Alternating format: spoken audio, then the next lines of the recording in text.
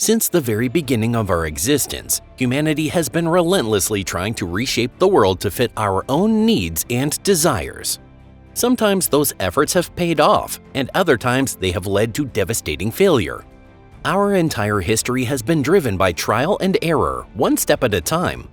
One of the most irreversible mistakes we ever made was probably discovering nuclear fission far too early, because that discovery led directly to the creation of the atomic bomb and brought us dangerously close to our own extinction. And yet, people did not waste any time. They immediately started trying to harness that same chain reaction as a new source of energy that might help us survive. And against all odds, they actually made it work. Even as missiles loaded with nuclear warheads kept piling up, hundreds of nuclear power plants were being built all over the world, generating electricity that was cleaner and cheaper than fossil fuels. Unfortunately, the fuel those power plants rely on, uranium, comes with serious risks of its own. The waste produced by commercial nuclear reactors contains plutonium-239, which can be repurposed to build nuclear weapons. That is why scientists started wondering if we could use something else as nuclear fuel, something like thorium. Thorium is an element that is cheaper than uranium and leaves behind far less long-lived radioactive waste. So here is the obvious question. If that is true, then why did we not just use thorium from the beginning?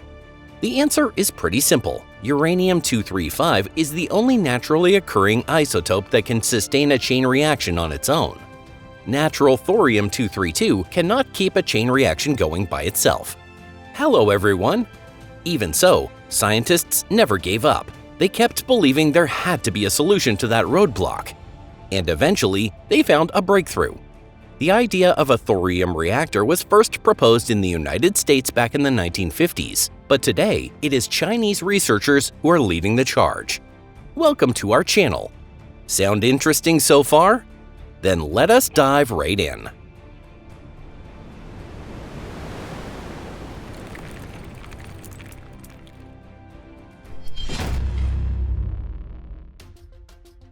Why thorium? It all began with a global search for an alternative to uranium as a nuclear fuel. When compared to rare earth elements, the average uranium content in Earth's crust is actually not that low. It comes in at about 0.00025%. The top 3 countries with the largest uranium reserves are Australia, Kazakhstan, and Canada. China, on the other hand, ranks only 9th in total reserves and 8th in annual uranium production. And yet, when it comes to imports, China is the largest uranium importer in the world. In other words, domestic uranium alone simply is not enough to meet the country's energy demand. Thorium, on the other hand, is far more abundant. Its average concentration in the crust is over 3 times higher, ranging between 0.0008 and 0.001%. However, unlike uranium, it is extremely rare to find natural thorium deposits that are economically viable on their own.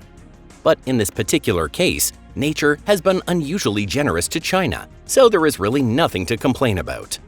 Thorium naturally occurs alongside rare earth minerals, which means it can be recovered as a byproduct of rare earth mining operations.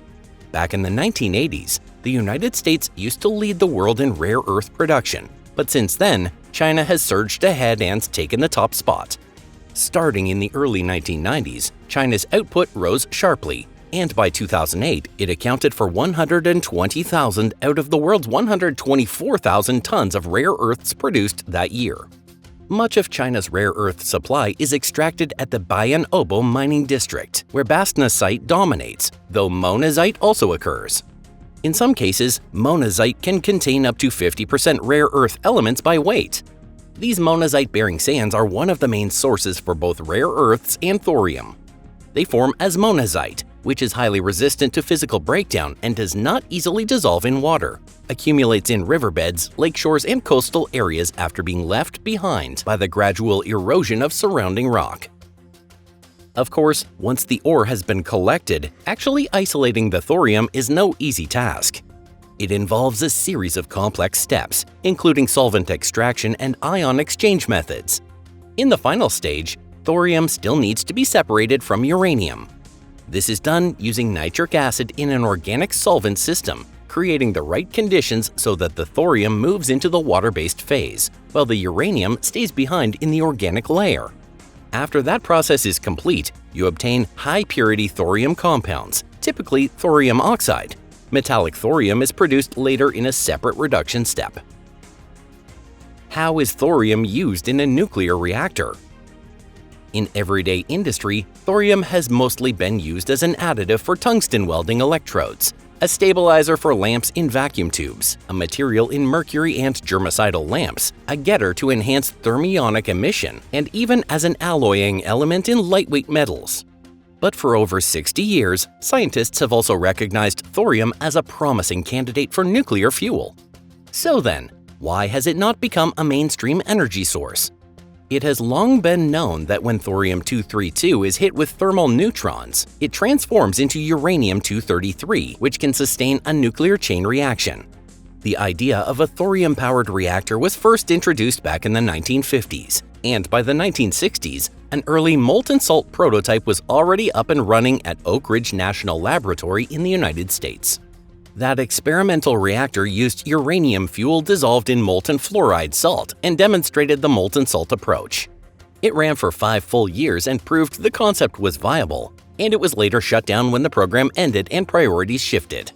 So, what is the fundamental difference between a uranium-based reactor and one that runs on thorium?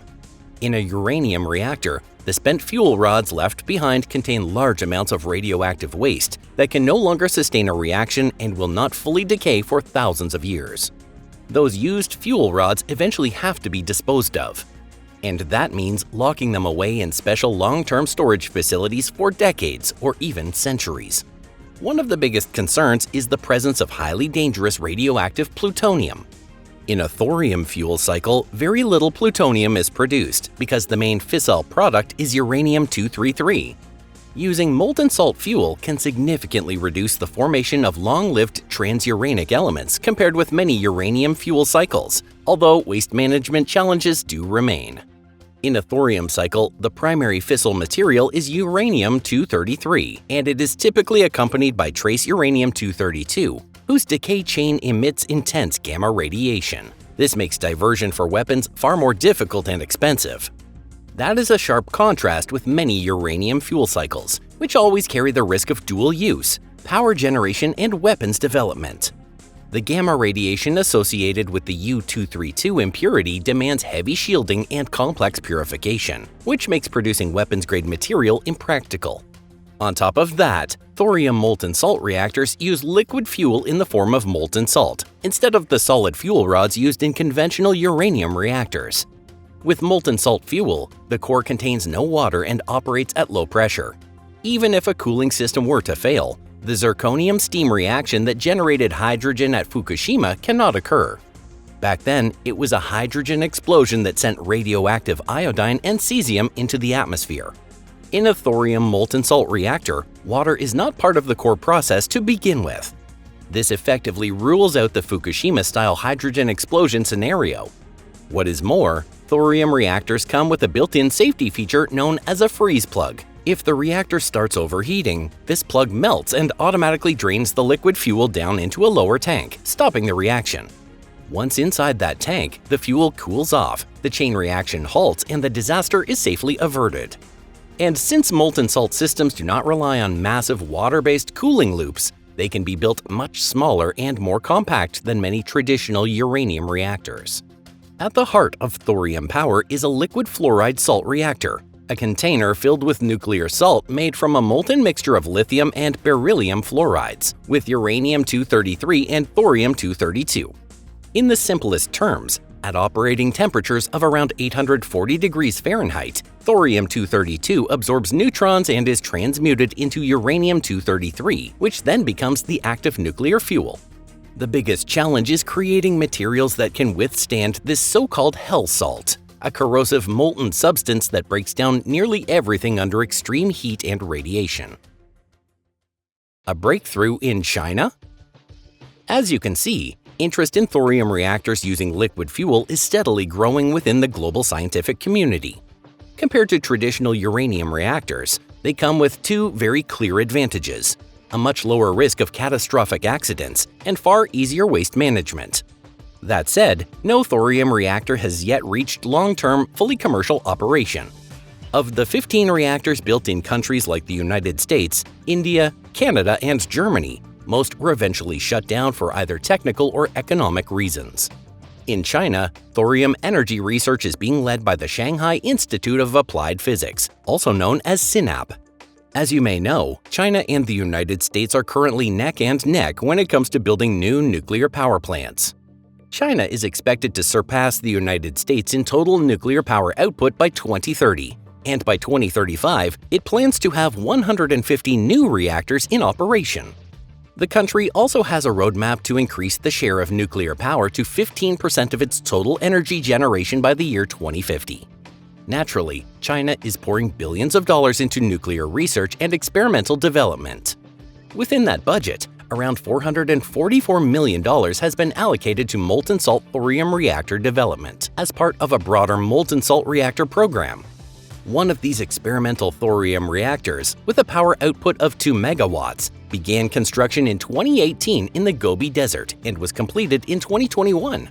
The initial operation appears to have been successful, and China is now preparing to begin construction on a next phase 10-megawatt thorium reactor by 2025.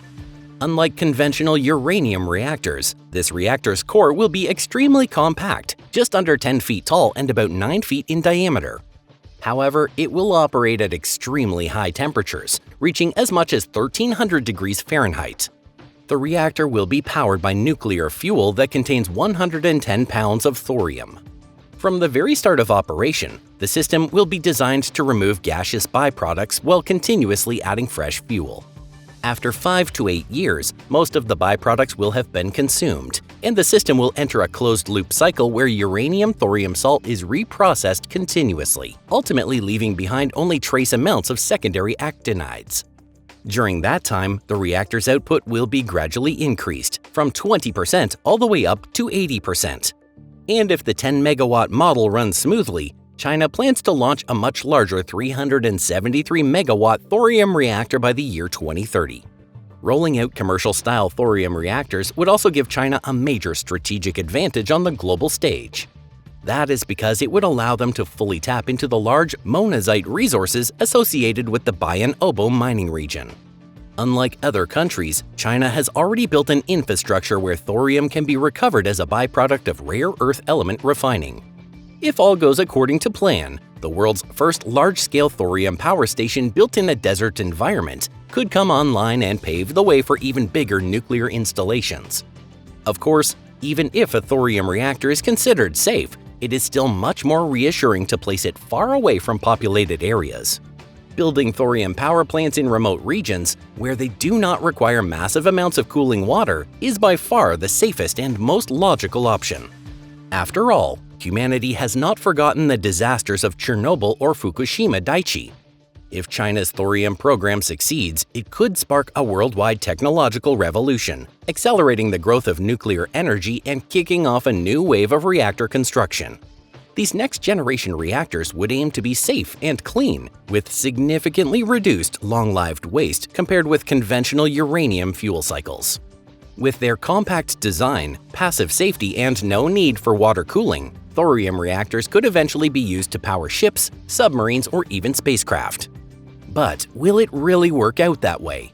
Whether these experiments deliver the results we have been hoping for still remains to be seen. If you enjoyed today's video, don't forget to give it a thumbs up and share it with your friends. Thanks so much for watching.